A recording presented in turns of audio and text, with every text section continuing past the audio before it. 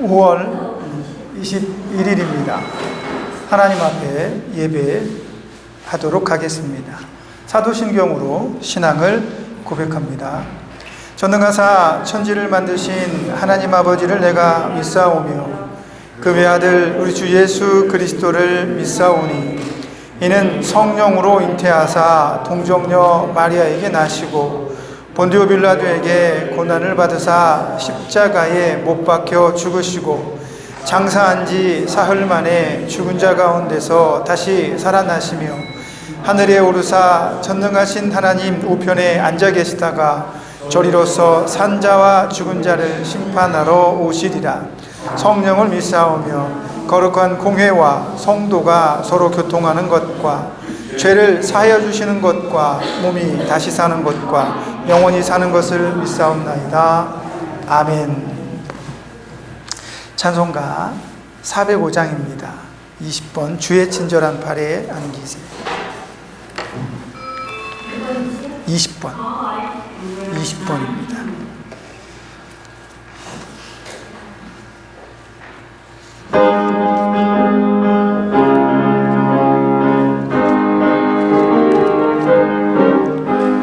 주의 친절한 팔에 안기세. 우리 마음이 평안하리니 항상 기쁘고 복이 되겠네. 영원하신 팔에 안기세. 주의 팔에 그 크신 팔에 안기세. 주의 팔에 영원하신 팔에 안기세. 날이 갈수록 주의 사랑이 두루 광명하게 비치고 천성 가는 길 편히 가리니 영원하신 팔에 안기세. 할렐루야. 예 팔에 그 크신 팔에 안기세. 주의 팔에 영원하신 팔에 안기세. 주의 보좌로 나아갈 때에 기뻐 찬미 소리 외치고 겁과 두려움 없어지리니 영원하신 팔에 안기세. 주의 팔에 그 크신 팔에 안기세. 주의 팔에 영원하신 팔에 안기세. 아멘. 제가 기도하겠습니다. 우리는 늘 소망합니다. 하나님 보좌 앞으로 나아가 예배할 때마다 내 안에 기쁨이 넘치고 행복하며 하나님을 나의 주님으로 예수 그리스도를 영원한 우리의 아버지로 고백할 수 있는 그런 신앙이 있음을 표현하는 시간이 오늘 예배의 시간이라 믿는 것입니다. 그 믿음으로 오늘도 주님 앞에 왔습니다. 여기 당신의 딸과 아들이 있습니다. 하나님께서 이들을 사랑하시고 초청하시고 만져주셔서 이 예배의 시간 동안 우리의 마음이 평화를 느끼게 하시고 예배를 인하여 예배가 마쳐지고 난 시간 모두를 하나님께서 주관하셔서 날마다 행복하고 기쁨이 있는 고백을 하는 우리로 삼아 주옵소서. 그러기 위해서는 우리 안에 역사하시는 성령께서 우리를 주관하시는 것이 필요할 것입니다. 때때로 나는 충분히 성령님께 나를 맡긴다라고 고백하지만 참을 수 없는 순간 속에서, 고독한 순간 속에서, 아픔의 순간 속에서 나는 기꺼이 하나님께 그 모든 것을 맡기지 못할 때도 있습니다. 그래서 속상하고 괴롭고 그래서 더 기쁘고 주체하지 못하는 상황 속에서 하나님을 잠깐 놓치거나 있는 순간이 벌어질지도 모르겠습니다. 사실은 우리는 그러한 일들이 벌어지는 순간이 두렵습니다. 그런 일들이 우리 삶에서, 내 삶에서 일어나지 않기를 소망합니다. 그러니 하나님 이 시간 말씀으로 우리를 가득 채워주셔서 성령님께서 단 한순간도 우리를 놓지 않으시며 우리도 단 한순간도 성령님을 잊지 아니하는 두터운 믿음을 가진 사람이 될 수 있도록 이 시간도 우리를 하나님의 자녀로 어루만져 주시고 성령으로 가득히 부어 채워주셔서 성령의 충만한 자로 살아갈 능력을 이 예배의 시간을 통해 허락하여 주옵소서.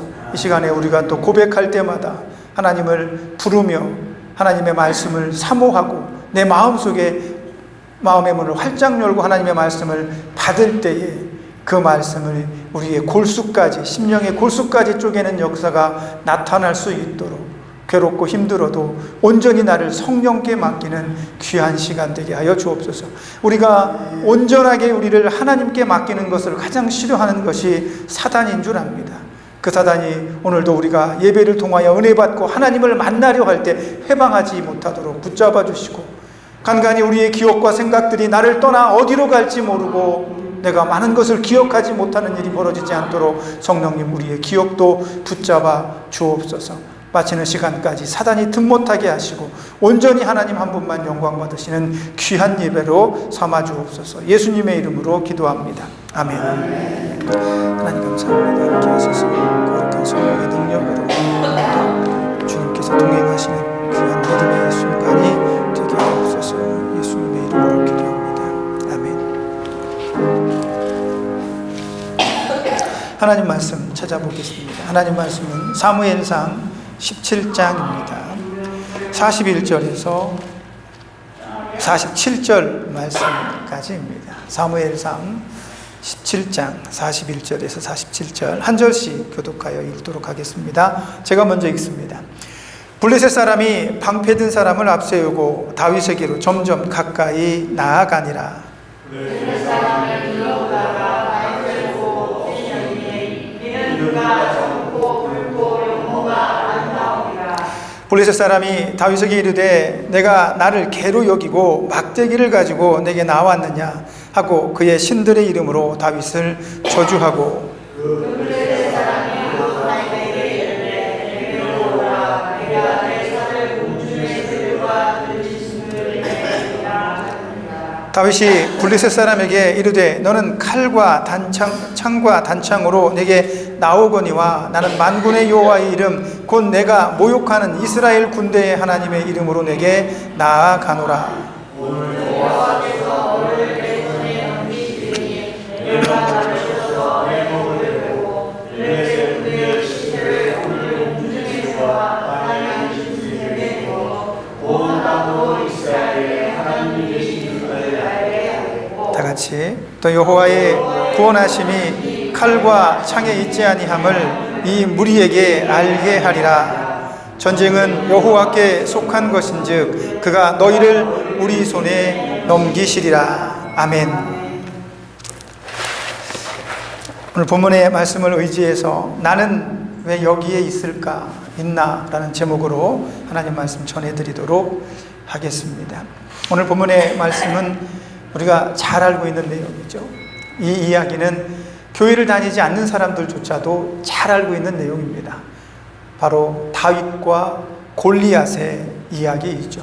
수많은 사람들이 어떤 불가능한 일 앞에 선 사람을 보고 다윗과 골리앗의 싸움이다 라고 그렇게 평하기도 하는 그런 대표적인 그 불리한 싸움의 모습이 오늘 본문의 말씀에서 나오고 있습니다.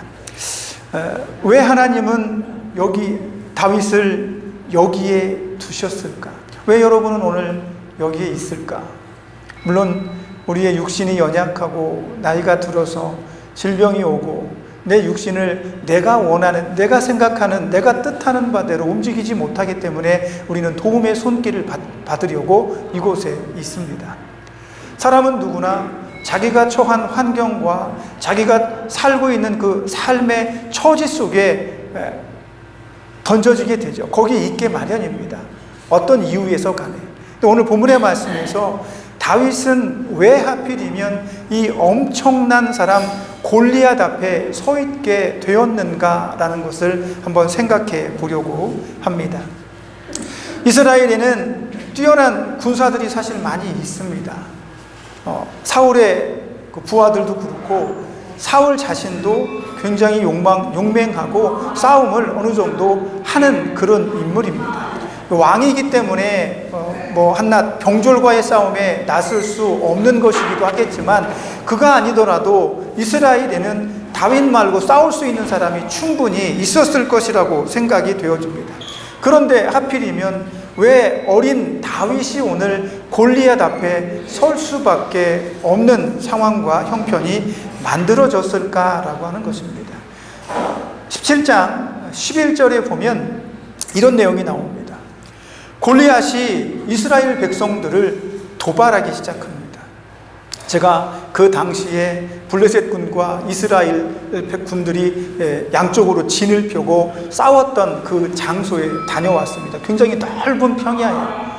아주 굉장히 넓어서 약간 언덕도 있고 구렁도 있고, 그런데 그 상황 속에서 양쪽에 블레셋 군대와 이스라엘 군대가 서로 진을 나눠서 이제 일촉즉발의 상황인 겁니다. 곧 싸워 그러면 바로 그냥 칼을 들고 나가서 서로 죽이고 죽는 이런 싸움을 시작할 기세이거든요. 그런데 그 당시만 하더라도 군대와 군대가 마주 싸우기 이전에 서로의 사기를 꺾기 위해서 나와서 앞에서 조롱도 하고 희롱도 하고 도발을 합니다. 그런데 그 서로 싸우려고 두 군대가 양쪽에 나눠 서 있는데 그 제일 앞줄에 서 있던 이 골리앗이 전열의 가장 앞쪽으로 나와서 이스라엘 백성들을 조롱하기 시작을 합니다. 근데 그 모습을 보고 이스라엘 백성들이 굉장히 놀랍니다. 유인즉슨 11절, 사무엘상 17장 4절부터 나오게 되는데요. 이런 모습 때문에 그렇습니다. 골리앗이 굉장히 키가 큰 사람입니다. 얼마나 크냐면, 오늘 성경의 말씀에 보면 그 사람의 키가 6규빗하고 한 뼘이라고 그럽니다. 그러면 거의 한 3m 정도가 됩니다. 키가. 제가 170이거든요. 176인데 저보다 2배 가까이 큰 겁니다. 그러니까 얼마나 커요, 키가. 그렇게 큰 사람이 그 앞에 딱 버티고 서 있는데, 이 사람이 입은 그 갑옷의 무게만 5,000세겔이에요. 이게 어느 정도냐면 거의 60kg 정도 됩니다. 우리가 한국에서 군대 갔다 온 분들은 알고 계시지만 군장을 매면 거의 한 30kg 정도 되죠. 그런데 이 무거운 군장을 메고 한 40km 걸으면 온몸이 녹초가 돼요. 정말 힘듭니다. 그런데 이 골리앗은 갑옷의 무게만 60kg를 입고 있는 거예요. 그러니 3m의 크기에 갑옷 무게만 60kg인데 60kg를 등에다 짊어지고 걷기도 힘든데 싸움을 또 굉장히 잘하는 그런 인물이었던 모양이죠. 그런 큰 키의 사람이 창을 하나 들었는데 그 창의 창자로는 배틀채 같다고 그래요. 왜 농사 지을 때 이렇게 하는 큰 그 자루에다가 이렇게 하는 것처럼 거기에다가 그 창을 끝에다가 이렇게 달았는데 창의 무게만 한 2kg 정도 됩니다. 굉장히 무거운 창이죠. 그런 사람이 그 앞에서 딱 서가지고 이스라엘을 도발하기 시작하니까 이스라엘 사람들이 생전 처음 보는 광경이었나 봐. 너무 놀란 거예요. 야, 저 사람하고 싸워서는 이길 수가 없겠다. 등치가 너무 큰 거예요. 말이 그렇지 3m짜리 그 엄청난 등치와 내가 싸운다고 한다면 당연히 주눅들 수밖에 없죠. 이스라엘 백성들이 사기가 뚝 떨어집니다. 싸워보려고 나왔는데 싸우지도 못하고 골리앗을 보고 난 다음에 사람들의 마음이 철렁 주저앉게 되는 겁니다. 그래서 이 사람이 16절에 보니까 40일 동안이나 이스라엘 백성들 앞에 나와서 빨리 나와, 나랑 한번 싸워보자. 아무도 싸울 사람 없어? 이 바보 같은 것들, 이 어린아이 같은, 이 짐승만도 못한 것들, 이러면서 이스라엘 군대를 조롱하고 하나님을 희롱하기 시작을 했습니다. 이렇게 골리앗이 자기 엄청난 전투력으로 이스라엘 백성들을 겁을 주고 있을 때, 이 당시에 다윗은 뭘 하고 있었냐면 16장 23절에 보니까 사울이 왕이 되고 난 다음에 하나님 앞에 범죄합니다. 그리고 나서 얼마 안 있다가 하나님이 부리시는 악신이 사울에게 들어갑니다. 그러니까 이 사람이 막 미쳐가지고 정신없이 괴롭고 힘들고 막 미친 사람처럼 막 돌아다니고 소리 지르고 막 사람들을 죽이려고 하고 하다 보니까 이 왕이 그러니까 문제가 심각하잖아요. 그래서 이 사울에게 좀 도움이 될 수 있는 사람을 찾자. 그래서 찾은 게 바로 다윗입니다.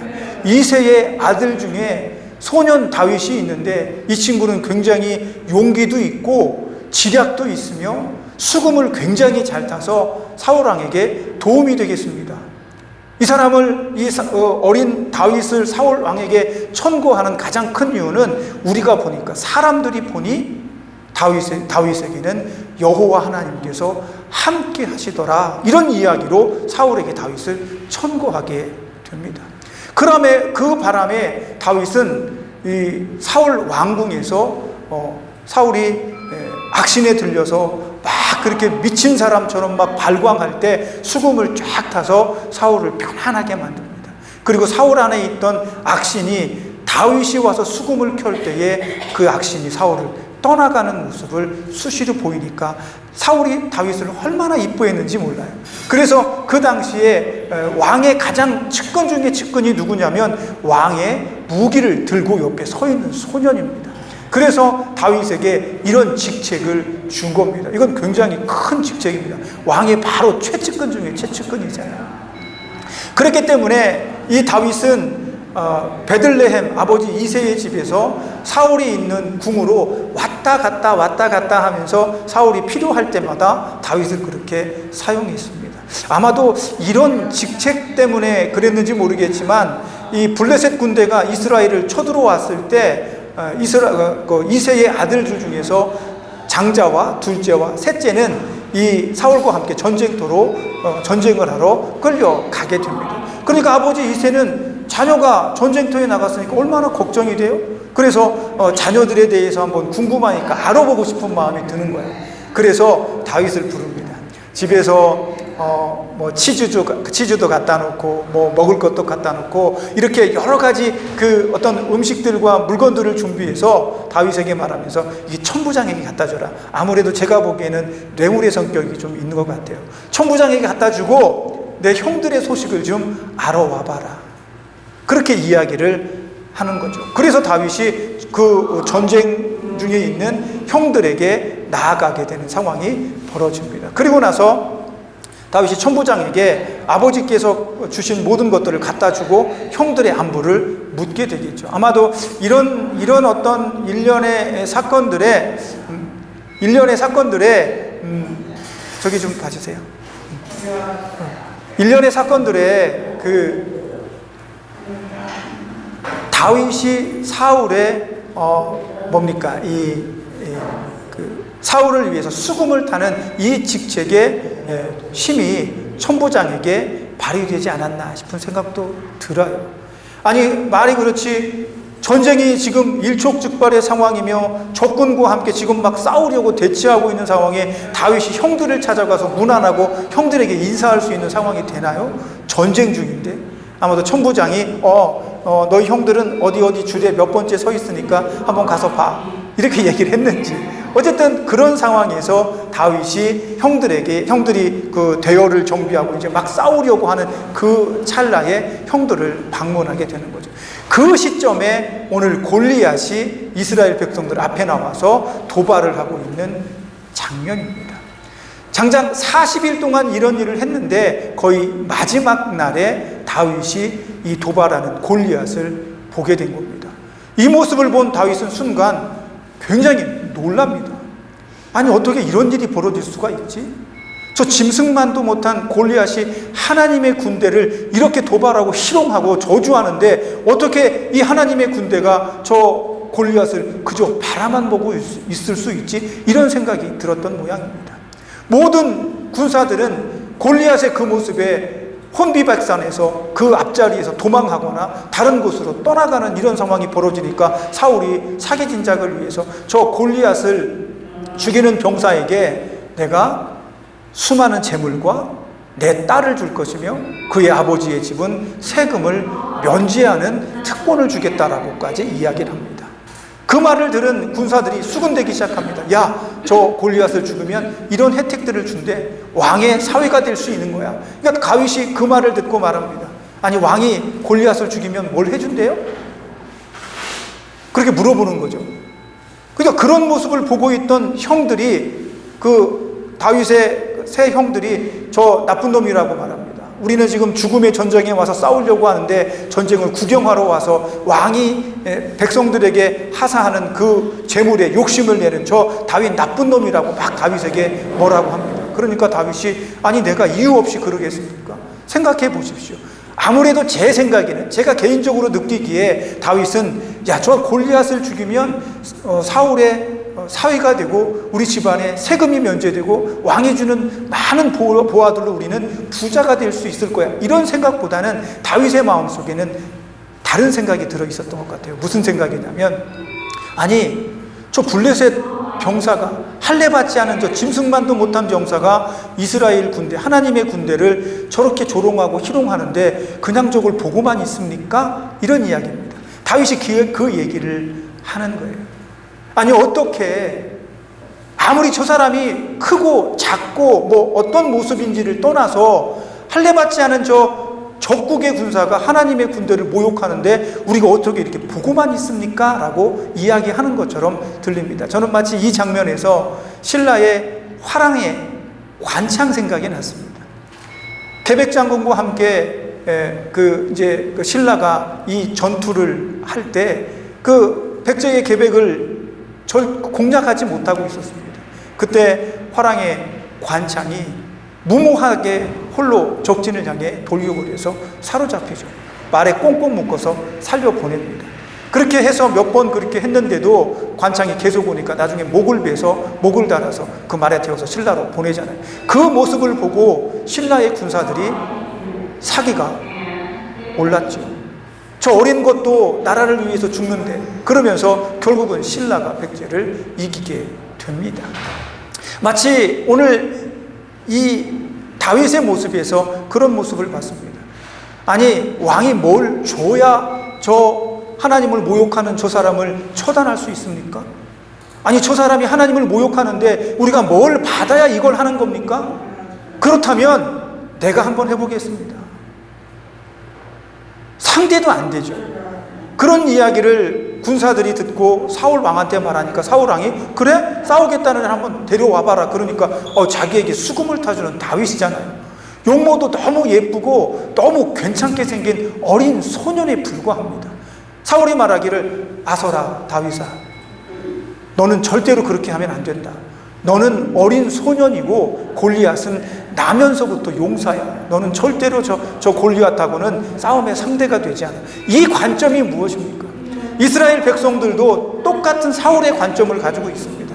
거대한 골리앗을 바라보고 1대1로 싸웠을 때 절대로 저 사람을 이기지 못한다는 인간적인 눈으로만 바라보게 되는 겁니다. 그런데 오늘 다윗은 인간적인 눈으로 골리앗을 바라보지 않습니다. 분명히 다윗의 눈에도 자기의 한 서너 배 정도의 크기의 이 골리앗을 보고 굉장히 크다, 저 사람하고 싸우면 난 이길 수 없을 거야, 이런 생각을 안 가질 수는 없을 겁니다. 그러나 다윗의 마음속에 있었던 생각은 그 생각보다 더 중요한 것이 있었습니다. 그게 뭐냐면 하나님을, 살아계신 하나님의 군대를 모욕하는 골리앗이라는 겁니다. 이 부분에 대해서 다윗은 내가 저 사람과 싸우겠습니다. 우리 이스라엘 군대가 이렇게 사기가 져야 되고 군사가 도망치고 막 이렇게 하다가 우리가 지게 생겼으니까 그럼 내가 한번 차라리 싸우겠습니다. 이 이야기는 내가 나가서 이기겠습니다라고 말하는 게 아닙니다. 나는 하나님의 백성으로 하나님의 군대를 모욕하는 저 골리앗을 용서할 수 없습니다라고 말하는 겁니다. 이게 바로 삶의 자세입니다. 믿음을 가진 사람의 자세입니다. 상황과 형편 속에서 골리앗처럼 커다란 장벽을 만났을 때 우리는 비굴해지거나 비참해지거나 포기하게 됩니다. 내가 하지 못한다고 말합니다. 그러나 다윗의 눈에는 골리앗을 보는 것이 아니라 하나님을 보고 있는 믿음이 있다는 겁니다. 뭘 왕이 줘야 하나님을 모욕하는 저 사람하고 싸우는 것이 아니라 내가 죽을지도 모르지만 내가 나가서 싸우겠습니다. 승패는 중요하지 않습니다. 하나님을 모욕하는 저 사람을 용서할 수 없습니다라고 말하는 겁니다. 결국 이 싸움의 결론은 우리가 잘 알고 있죠. 다윗의 승리로 끝났습니다. 그러면 왜 하나님은 오늘 다윗을 그 자리에 있게 하셨을까요? 그냥 어쩌다가 된 것이 아니라 하나님께서 다윗을 그곳에 보낸 것이 아니겠는가라는 생각을 해봅니다. 사울은 이스라엘의 첫 번째 왕이 되었지만 그는 오래가지 못했습니다. 얼마 시간이 지나지 않아서 하나님 앞에 범죄하고 버림을 받게 되죠. 그리고 나서 그 다음 왕으로 사무엘을 중심적으로 하나님께서 다윗에게 왕의 안수를 내려줍니다. 사무엘과 이새의 모든 가족들은 다윗이 다음 왕으로 안수받은, 기름 부음 받은 것을 알고 있었습니다. 그럼에도 불구하고 오늘 다윗은 골리앗과 싸우려고 그 앞에, 제일 앞에 섰습니다. 사무엘이 만약에 그 당시에 이런 다윗의 모습을 보았다면 다윗의 편에 서서 그래, 저 나쁜 골리앗을 네가 한번 상대해봐라 이렇게 얘기했겠습니까? 굉장히 어려운 문제입니다. 그러나 하나님께서는 이미 왕의 신분으로, 왕의 인물로 기름 부음 받은 다윗을 그 전장에 보내는 것을 허락하신 것처럼 보입니다. 때마침 그가 그 전장에 도착했을 때 마지막 40일 정도 되는 그때 골리앗이 이스라엘 백성들을 희롱하는 것을 보고 다윗은 분개하기 시작을 하죠. 결국은 믿음의 사람의 삶 안에 흐르고 있는 하나님의 개입이 그 안에 있었다는 겁니다. 왜냐하면 처음부터 하나님께서 개입하셨기 때문에 다윗이 골리앗과 싸울 때에도 다윗을 그 손에서 건져주시고 승리하게 하신 것이다라는 겁니다. 다윗이 그 자리에 골리앗 앞에 설 수 있었던 이유는 하나님께서 허락하시고 하나님께서 이끌어 주시며 하나님께서 함께 하시기 때문이었습니다. 오늘 저와 여러분이 오늘 여기에 있습니다. 겉으로 보기에는 육신이 연약해서 이 병원에 와서 치료를 받고 있지만 이곳에 온 가장 큰 이유는 하나님께서 동행하여 주시는 이유가 있기 때문입니다. 여러분이 어디로 가시든지 하나님은 함께 하실 것입니다. 여기서도 건질 것이며 다른 곳에도 가도 여러분을 지키실 것입니다. 다윗이 모든 사람들이 보고 벌벌 떠는 골리앗 앞에서도 떨지 않을 수 있는 가장 큰 이유는 용감해서가 아닙니다. 하나님을 너무 깊이 사랑하고 신뢰하고 믿었기 때문입니다. 내가 하나님의 이름으로 골리앗과 싸워서 이기면 좋지만 죽어도 괜찮다는 얘기입니다. 누가 그 사람하고 싸워서 이길 것이라고 자신하는 사람이 있었다면 이스라엘 백성들이 누구라도 나갔겠죠. 그러나 그 어린 다윗이 그 앞에 선 건 이기려고 나간 것이 아니라고 저는 생각합니다. 그는 믿음의 행동을 한 것뿐입니다. 저와 여러분도 오늘 여기에 있습니다. 하나님께서 여기에서 여러분이 승리하라고 말씀하지 않습니다. 다윗의 고백처럼 전쟁은 여호와의 손에 달려있다. 오늘 우리가 읽었던 본문의 말씀에 있지 않습니까? 우리의 싸움은, 우리의 이 육적인 전쟁의 싸움은 하나님의 손에 달려있다는 거예요. 우리가 이기려고 싸우는 것이 아니라 우리는 그 싸움에서 그리스도인의 모습을 보이면 되는 겁니다.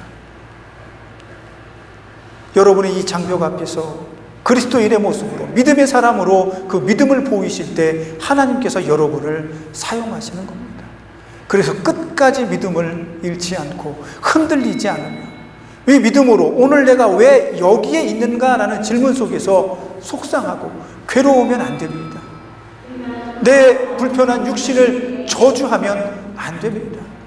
나를 자주 찾아오지 않은 가족들을 미워하면 안 됩니다. 자꾸 거기에 신경이 쓰이다 보면 내 결론적으로는 내 영혼이 피폐해집니다. 골리앗 앞에서도 우리는 환경과 여건을 바라보는 것이 아니라 하나님을 바라보아야 한다는 겁니다. 천주교 신부 요새 굉장히 인기가 있으신 분인데요. 그분이 이런 얘기를 합니다.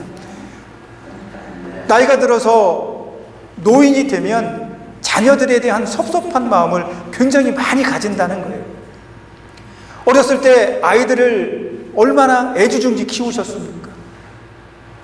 굉장히 알뜰살뜰하게 키우고 내가 해줄 수 있는 모든 것들을 자녀들을 위해서 해주셨습니다. 우린 그렇게 믿어요. 그런데 가만히 생각해 보면 내가 내 어린 자녀들과 함께 수시로 좋은 곳에 가서 먹고 즐기고 여행도 하고, 내가 자녀들에게 그래 아들 딸 잘했어, 괜찮아, 실수해도 괜찮아, 다음에 기회가 있잖아, 이렇게 아름답고 좋은 말만 했는가라는 겁니다. 그렇지 않죠. 때때로는 아이들이 학교에서 공부하고 돌아오면 공부 얼마나 했는지, 집에 오면 방에 들어가서 공부하라고 그래요. 성적이 떨어지면 공부도 못한다고 하고, 뭐 이런 식으로 아이들에게 대해서 물론 아이들을 위한 행동이죠. 그러나 그렇게 아이들을 가둬서 공부하라고 하고 방에 가둬서 먹을 거 주고 하다 보면 나중에 그 아이들이 커도 똑같이 대접한다는 거예요. 그러니까 섭섭해하지 말아라, 이런 이야기를 하더라고요. 뭐 일리가 있는 이야기이기도 합니다. 그러나 정말 중요한 건 우리가 어디에 있든지 그 있는 자리에서 누구를 보느냐가 중요합니다. 이스라엘 백성들이 3m나 되는 그 거대한 군사를 보고, 그 거대한 싸움꾼을 보고 마음이 졸여지고 두려워했던 것처럼 환경을 볼 것이냐, 아니면 그 환경 너머에 있는 하나님을 의지할 것이냐라는 것은 오늘 내가 여기에서 선택할 수 있는 믿음의 표현입니다. 그래서 저와 여러분이 오늘 여기에 있지만 여기에 있게 하신 하나님께서 원하시는 믿음의 선택을 하신다면 하나님께서 여러분을 승리하게 할 것이며, 하나님께서 여러분을 하나님의 나라로 이끄실 때에 평안하고 아름답게 하나님을 만나뵐 수가 있게 될 것입니다. 그래서 한 주간 또 살아갈 때 흔들리지 않는 믿음, 내가 오늘 왜 여기에 있어야 하지? 라는 그 물음에, 그 질문에 하나님이 나와 함께 하신다는 결론을 얻으시는 믿음의 성도들이 되시기를 예수님의 이름으로 부탁드립니다. 그래서 흔들리지 말고, 속상하지 말고, 언짢아 하시지 말고, 아파하시지 말고 하나님께 기도하고 하나님만 바라보시는 저와 여러분이 되시기를 부탁드립니다. 기도하겠습니다. 하나님 감사합니다. 인생을 살다 보면 때때로 내가 왜 여기에 있어야 하나라는 질문을 하게 됩니다. 괴롭고 슬플 때도 있고 너무 즐겁고 행복할 때도 있습니다. 그러나 내가 여기에 있는 이유는 하나님께서 우리를 여기로 이끄셨기 때문이다라는 결론을 얻어야 되겠습니다. 그런 상황 속에서 골리앗과 같은 큰 문제와 장벽들을 만나도 그 환경과 여건을 바라보는 것이 아니라 그 너머에 있는 하나님, 우리의 삶을 주관하시는 하나님을 의지하고 바라보는 믿음의 고백을 하는 우리가 되게 하여 주옵소서. 한 주간 살아갈 때에 그런 믿음의 고백을 충실하게 해내는 우리 모두가 되게 축복해 주세요. 예수님의 이름으로 기도합니다. 아멘. 찬송가 42번입니다. 151장.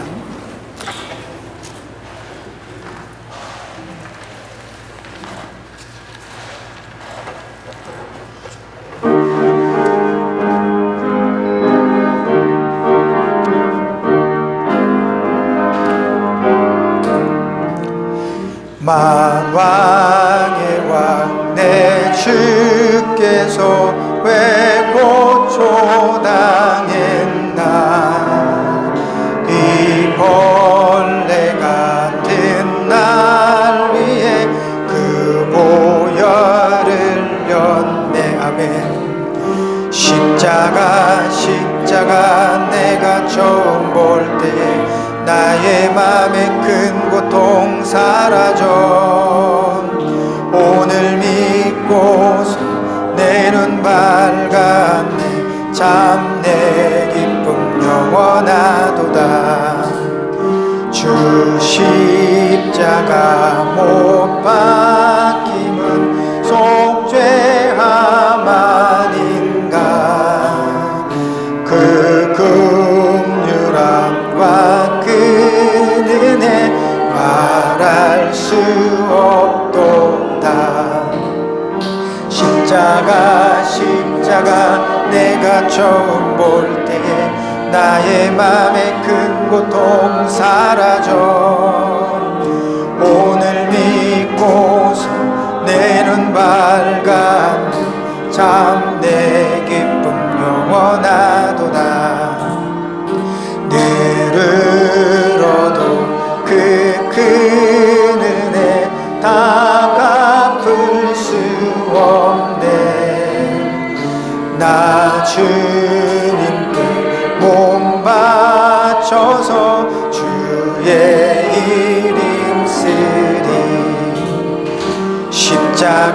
십자가 내가 처음 볼 때 나의 맘에 큰 고통 사라져. 오늘 믿고서 내 눈 밝았네. 참 내 기쁨 영원하도다. 아멘. 기도하겠습니다. 인생을 살면서 내가 어디에 있든지 그 있는 곳에 주님께서 함께 하시면 그것이 하늘나라라고 고백했던 우리의 찬양들이 있습니다. 늘상 그런 고백을 하며 살았지만 오늘 내가 있는 자리가 진자리고 불편하며 어렵고 괴로운 자리라면 천국이 되지 않는 것 같이 말하고 행동하는 나를 발견하곤 합니다. 하나님, 골리앗 때문에 두려워 떠는 것 어찌 보면 당연한 것처럼 보입니다. 그럼에도 불구하고 그 앞에서 하나님께서 우리에게 원하시는 것은 무엇인지 생각해 보아야 하겠습니다. 오늘 내가 여기에 있어서 속상하고 괴롭고 누군가를 미워하고 저주하고 좋지 못한 말을 쏟아놓는 것이 하나님께서 나를 여기 있게 하신 이유인가에 대해서 우리는 아니다라고 말할 겁니다. 하나님, 우리가 이곳에서 불평할 때에 하나님이 나를 왜 여기에 두셨고 왜 이곳에서 나와 함께 하시지라는 생각을 고추 세우게 하여 주옵소서. 그래서 하나님, 내가 여기 있어도 나와 함께 해주셔서 감사합니다. 내 부정적인 생각들을 지워주시옵소서. 내가 여기에 있지만 마지막에 나와 함께 승리하게 하실 분은 여호와 하나님 한 분밖에 없습니다. 하나님, 이곳에서 나를 붙잡아 주시고 나를 꼭 안아주시고 나를 인도하여 주옵소서. 이런 고백으로 이 한 주간도 하나님을 만나게 하시고 이 한 주간도 하나님의 음성을 듣게 하시며 우리의 큰 위로 가장 큰 힘이 믿음이라는 사실을 깨닫는 우리가 되게 하여 주옵소서. 그렇게 간절히 기도하는 사랑하는 성도들에게 하나님 나타나 주옵소서. 이제는 우리를 죄에서 구속하여 주신 예수 그리스도의 구속의 은혜와 하나님 아버지의 크신 사랑하심과 성령님의 감동과 내주하시며 교통하시는 은혜의 역사가 내가 왜 여기에 있으며 여기에서 무엇을 해야 하며 어떻게 고백해야 되는지를 묻는 사랑하는 성도들 머리 위에 하나님께서 원하시는 대답으로 늘 인도받으며 승리하기를 원하는 우리 모두 위에 아낌없이 아들을 내어주신 하나님의 사랑과 우리를 위해 십자가에 대속하여 주신 예수 그리스도의 구속의 은혜 한결같이 늘 똑같은 모습으로 함께 하시는 성령님의 은혜가 이제로부터 영원까지 함께 있을지어다. 아멘.